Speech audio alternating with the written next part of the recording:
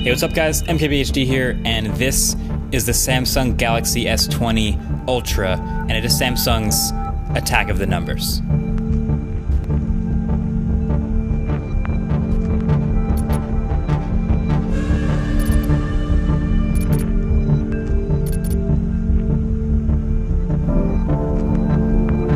So this is it, this huge phone here. This is Samsung's highest end, most expensive flagship phone ever. And there's a lot of words Samsung could have chosen to use here. They could have gone Plus or Max. They could have gone Pro. But they went Ultra, Ultra, Ultra, Extremist, Radical. Yeah, I think that's actually pretty accurate. So if the question is, how can you possibly justify a new phone that expensive? Samsung's answer is by throwing all of the hardware at you, all of the specs, every single big number they can possibly think of, they're going into this phone. It looks on paper like a great idea. How could a phone with Snapdragon 865, 16 gigs of RAM, 512 gigs of UFS 3.0, 108 megapixels, 100x zoom, 8K, 5,000 milliamp hours, 120 hertz, 1440p, 5G, how could this phone be anything other than the best? Well, I'll tell you. But let's start with the design though, just because I think it's actually the least ultra thing about this phone. And it's pretty simple actually. It's a massive phone, glass sandwich with a gigantic, recognizable double camera bump, expandable storage at the top, speaker at the bottom, RIP headphone jack. You know, on one hand, it kind of blends in with the smartphones of today, especially in Samsung's lineup.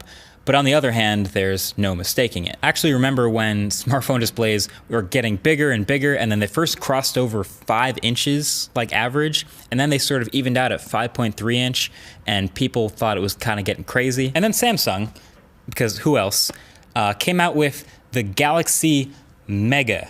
That's really a phone they came out with and named that had a 6.3 inch display. It was just hilarious, like no one else would try that, but this phone was the size of a tablet with the form factor of a phone. It really was the mega phone. Yet here we are now today with Galaxy S20 Ultra, bigger than any Galaxy Mega or any Galaxy Note even has ever been, with a 6.9 inch display. It's huge. For me, it still fits in my pocket and it's usable for me, but it might not be for everyone. Clearly, giant phones aren't for everyone.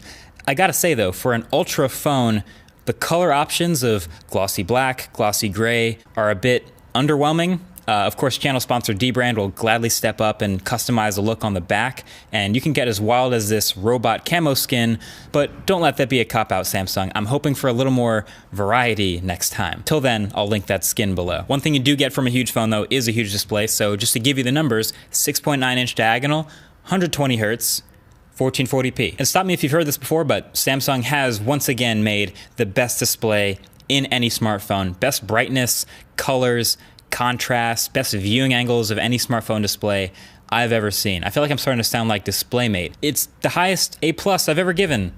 Just, you'll know it when you see it. And it's not just the high-end spec and big numbers, they've also flattened out the edges of the display so it doesn't spill over the sides anymore, and I appreciate that from a usability perspective, and I hope they keep that trend up throughout the rest of their lineup. Love that.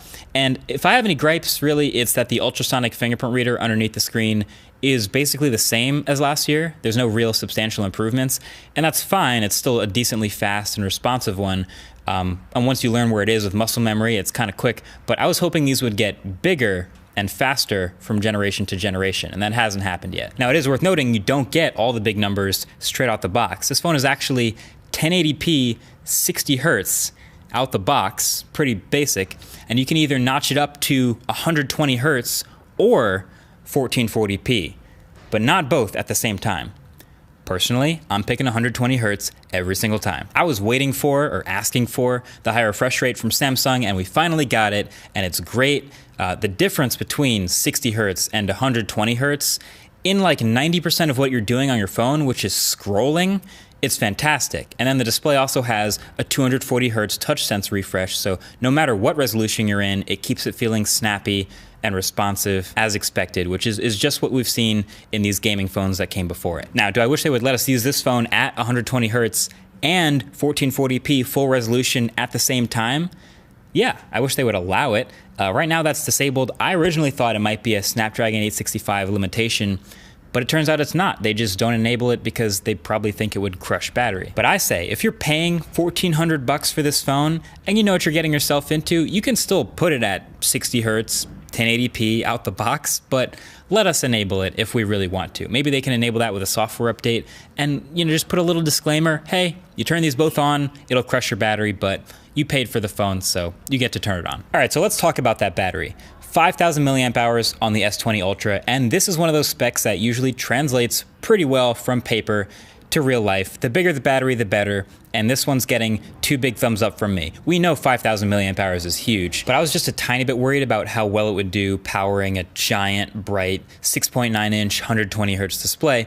Turns out, it's perfectly fine. I've been getting consistently 6+ hours of screen on time at the end of every day, easy, with battery to spare, heavy stuff, gaming, a lot of navigation while driving, and I've never killed it in a single day, so I don't even worry about it anymore. To be honest, I was thinking that I was gonna have to take a few extra days of testing to flip it down to 60 hertz and see how much battery that saves me, but yeah, I don't have to. This is an all-day phone at 120 hertz, which is dope. But all right, let's just face it. The big numbers that you guys are probably most curious about and how well they translate is around the back of this phone, and that's the cameras. So that's that 108 megapixels, that's 8K video, and that's even printed on the back of this phone, the 100x space zoom. But as we've hopefully learned by now, numbers on the spec sheet for cameras don't always translate super well to real world performance. I've seen about 1,064 megapixel cameras that are worse than the 12 megapixel cameras in the Pixel and the iPhone. So for me, seeing how hard Samsung was leaning into this camera upgrade for the S20 Ultra,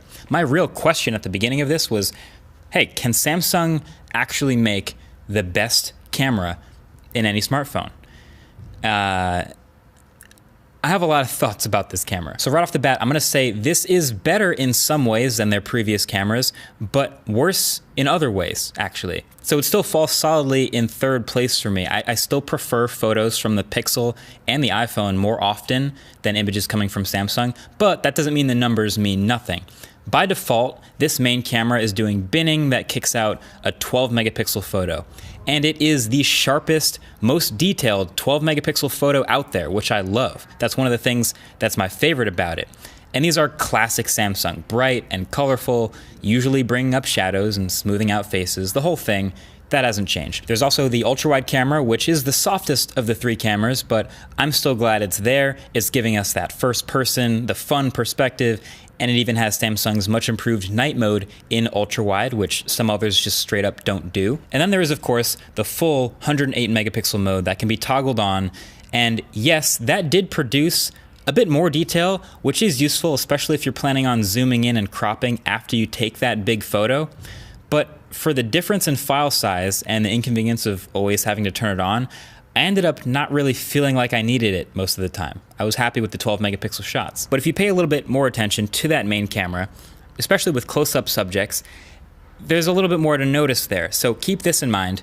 The main 108 megapixel camera is massive. Like, it's physically much larger than most other smartphone camera sensors. And for the most part, it's a general rule, the larger the sensor, the better. You're letting in more light, you get bigger pixels. It's just a typical good thing to have a larger sensor, and that's fine. But for those of us familiar with large sensor photography and video, larger sensors have a look. Like, that's when you start to get this naturally blurry foreground and background and this shallow depth of field. In this case, the sensor on this phone is so big, and that dual aperture feature that they've shipped in a couple previous Samsung flagships is now gone. So it is wide open at f1.8 all the time. These things combine to make a razor thin plane of focus. And so things that aren't in that plane of focus by even a couple of inches are out. So when I took photos of closer up subjects, which I do, I guess more than normal, but enough to notice this, you would not only see that the background was naturally blurred without portrait mode, but really only part of the subject is actually in focus. And you can see the rest is falling out of focus, but in this smeared, fringe, bad looking bokeh.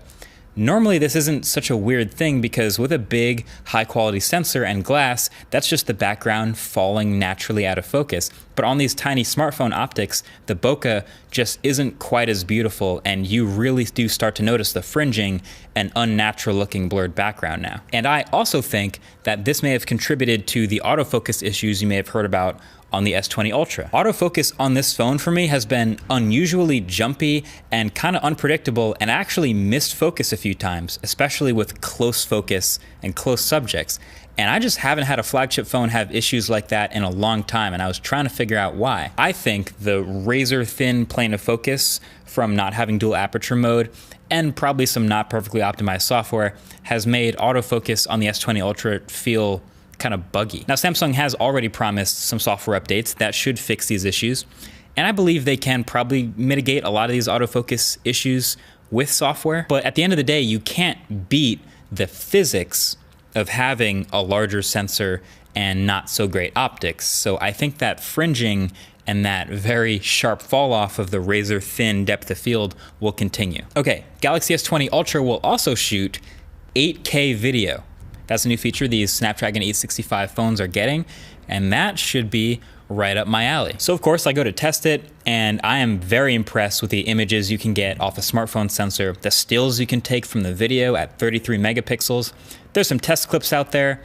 I've shot some of my own just for kicks, and it's fun, but it's not just simply a higher resolution version of the already pretty good 4K video. There's like a laundry list of trade-offs here. Number one, 8K is locked at 24 frames per second max. Can't go above that, and since we all know 30 FPS is the correct frame rate, that's just a limitation of the Snapdragon 865. It just can't quite crank out 30 FPS. Number two, it punches in a lot. So at 4K, normal video mode, it could shoot pretty wide without binning for 8K, but they use an 8K window in the middle of the sensor. So when you switch to 8K mode, you see it punch in a ton, which really limits what you can frame with it. Number three, focus tracking turns off with 8K video. Again, this is a limitation of the processing you get with the Snapdragon 865, but it was already pretty bad without dual pixel autofocus to begin with. So now it's, let's be real, really bad. For me, it's if you don't have a clear or far enough away subject,